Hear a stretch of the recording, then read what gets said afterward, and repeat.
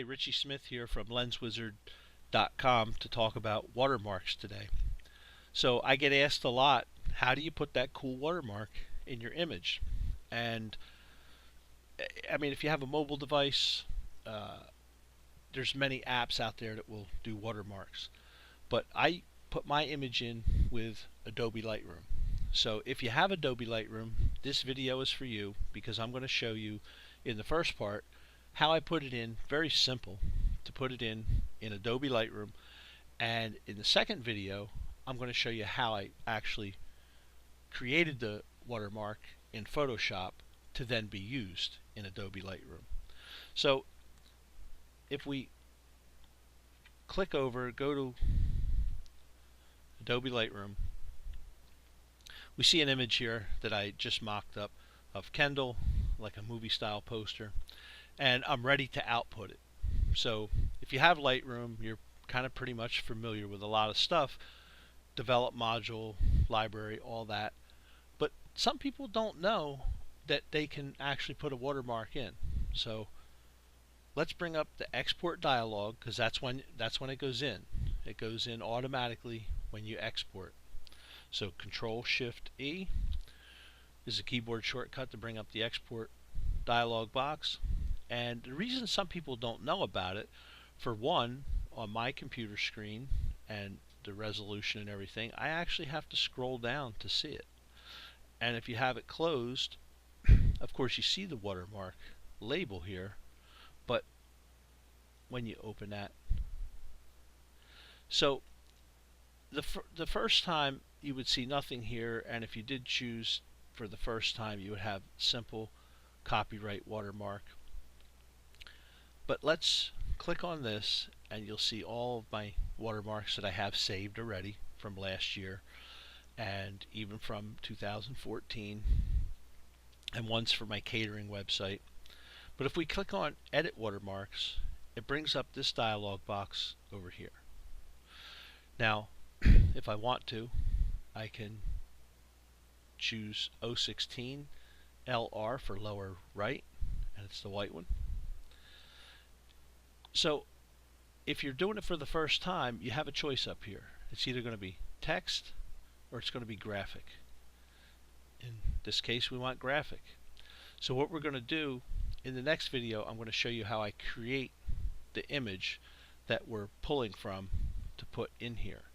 So you would go find your image, wherever that image is, and you would pull it in. And then here everything is just kind of simple, I think, and straightforward. I mean, here's your opacity. Okay, do you want it really bright? Do you want it just barely visible? I like, personally, for this image, I would probably stay somewhere right around like 65, 60, 65.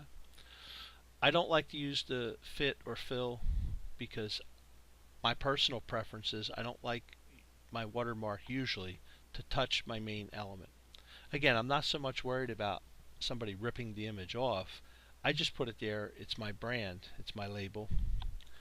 And I put the year so that I know what year I made. I know that sounds crazy, but you know, you look at an image from 3 years ago and is it from 3 years ago? Is it from 2 years ago? But if I have my year in there, I know exactly what year I made that image or posted it or something like that. And then over here, I mean, this is again kind of self-explanatory. What part of the image do you want it to be in? I tend to go for this lower corner here.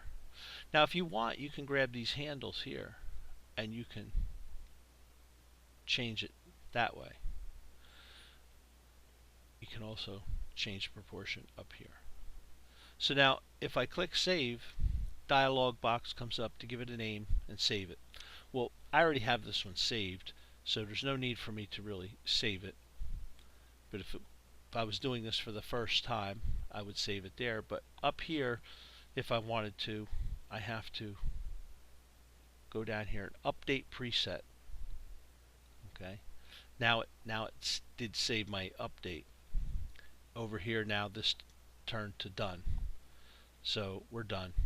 Now this is a very important part right here. Right at this time, February 2016, Adobe Lightroom CC has a glitch where it comes back and there's nothing there.